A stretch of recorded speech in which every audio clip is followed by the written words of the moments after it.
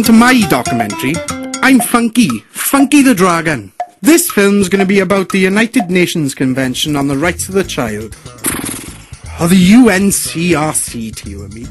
This is supposed to protect kids' basic needs like survival and education, as well as guarantee that they get a say in decisions that are made about them. Which is hot! In total, there are 54 points in the convention, which they call articles. And later, if I can be bothered, I'll go into detail about exactly what they're supposed to do. We're also going to take a look at how kids are getting involved in reporting back to the UN about children's rights in their country. Next, we go onto the streets and find out what the kids of Wales would like to change about the way they're treated and what they're doing about it. But first, you need some history.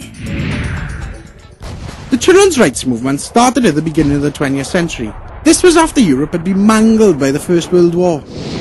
People still disagree about why it happened, but in 1914, all the most powerful countries in the world gathered their healthy young people together, lined them up on opposing sides of the battlefield, and sent them rushing in at each other's bullets and bayonets. 9 million people died in the fighting over the next 5 years, and millions of kids across Europe were made orphans. Eglantine Jebb, a teacher from England, was so disgusted by the slaughter, she decided to dedicate her life to campaigning for children's rights.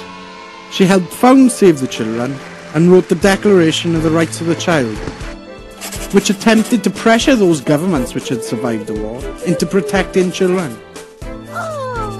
The winners of the war, minus America, founded the League of Nations, which they said was a way to guarantee peace and help prevent world wars from happening. On the positive side, in 1924 the League adopted Jebb's Declaration of the Rights of the Child, but they totally failed in their main mission. Afraid that Europe would go communist if they intervened, the League did nothing to prevent fascists from taking power. First, Mussolini in Italy, then Hitler in Germany, then Franco in Spain, gained control of their governments and acted with open aggression against all other countries and their own people. Inevitably, World War II broke out, again with the parent killing and the carnage. This time, even more millions of people were killed in the First World War, even more children orphaned. Anyone who the Nazis decided were from the wrong race or religion, or held wrong political beliefs, was sent to concentration camps, either to be worked to death at hard labour, or to be herded into underground chambers and gassed. When the soldiers came for the Jewish orphans in the Warsaw Ghetto, Janusz Korczak, a popular children's author and paediatrician, refused to abandon the children in his care. Janusz was offered the chance to escape, but instead he chose to stay with the children and died in the gas chamber in Treblinka. After the war, once his story had become known, Korczak became a hero of the children's rights movement. Hitler was defeated in 1945, and the governments of Russia, the United Kingdom, France and other winners, including this time America, formed the United Nations, whose purpose, they said, was to save succeeding generations from the scourge of war. Unfortunately, the most powerful countries, especially America and Russia, couldn't hold out for very long. They barely sat on the sofa of peace before they started arguing about ownership of the remote control. They called this the Cold War, and got busy developing nuclear weapons in the arms race, cutting off trade to each other, and fighting proxy wars in South America, Korea and Vietnam. Despite all this, the United Nations carried on, raised an umbrella to keep the napalm off, and signed the Universal Declaration of Human Rights in 1948, committing the governments of all countries to respecting the right to life, to liberty, to freedom of expression and association, and to education. The United Nations has survived until the present day, and is one of the main places that the children's rights movement applies pressure in its campaigns. After the war, the UN immediately adopted Eglinton's Declaration, expanding it in 1959 to a list of 10 rights. It took 30 years before the next major result, when in 1989 they adopted the much longer Convention on the Rights of the Child, which also lays down how the government of each country has to report back on children's rights. The convention is one of the most popular in the United Nations. All but 2 two of the 191 member states have accepted it into law. One is Somalia, which has been in civil war for 30 years, and the other is America. Don't worry if you've forgotten some of that. I'll test you later. But if you get any of it wrong, I'll burn you into beef burgers. Only kidding. But here's Richard Powell from Save the Children to tell us a bit more about how the convention works today.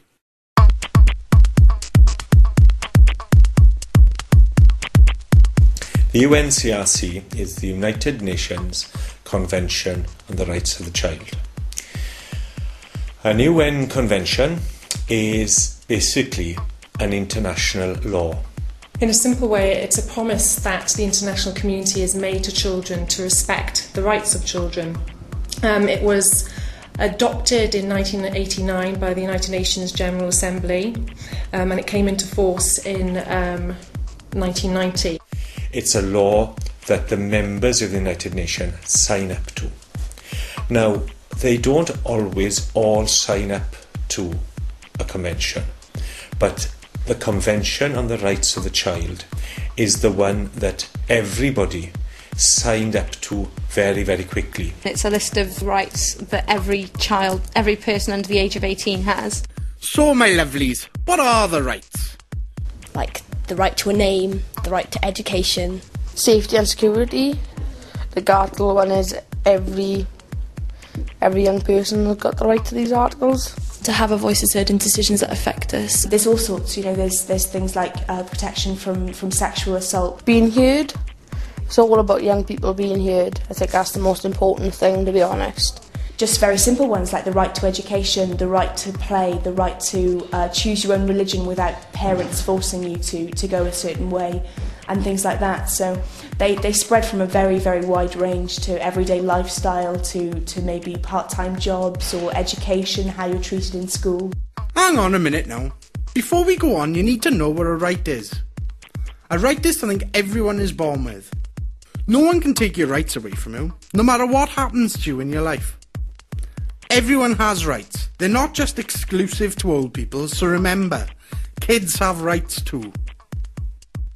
It's the most widely ratified all the human rights instruments, so this gives it sort of great significance. It's really sort of powerfully endorsed, so it really gives children's rights a massive recognition across the world. In the past and even today, even though the convention is trying to change things, children have very limited access to influence the media, to influence what's happening in courts. They have limited access to political participation. They don't have the vote like adults. It's the most comprehensive collection of children's rights, and by signing up to the convention, people are saying, yes, we want to see these rights for our children in this country. So there loves in UNCRC. I reckon you will too. But how does the UN make sure things get done?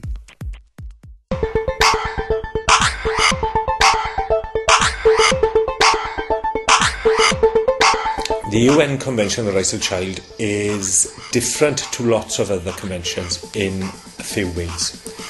One of the ways it's different is that it's got a reporting process. So every few years, every country who signed up has got to report back to the UN and say, look, this is how things are going on children's rights in our country. And the UN will look at that and then will feed back and saying, well, that's great to see that you're doing so well in this area, but it doesn't look as if you're doing so well in this area, and we're very worried about that area. The United Nations recognises that governments may not always have the information and may not always be forthcoming in that information. So with every government they meet, they also have a second group of non-governmental organisations, NGOs, that come along, and the NGOs then present their case. They have another role in reporting in that they can then do an alternative report, which is basically a critique of the state party report. It's basically trying to show whether the state party is saying what it's saying is true, whether it's adequate, whether it's actually reflecting children's experiences. Further to that, 12 countries have also had some form of representation from children and young people. We're writing a report on the UNCRC. just basically saying how it's being carried out in Wales. What's good about it, what's bad about it. And we can say anything we like in this report. So it's going to be good, and they have to listen to us. The report is young people's reaction to the UNCRC and what they think about it, and how many people actually really know about it, which is probably not going to be a lot. It's important to sort of keep the government in check, I suppose, make sure they're doing what they want to do right. Most importantly, why we're doing it is because we want to take an impartial stance, so we can perhaps influence both the non-government organisations and the government into writing their reports, to make sure young people's voices are actually heard. Did you get all that? The first two reports are written by different sets of old people. The first one's written by the government, the second by organisations who can criticise the government, and the third by a group of people who all this effort is supposed to benefit. You kids.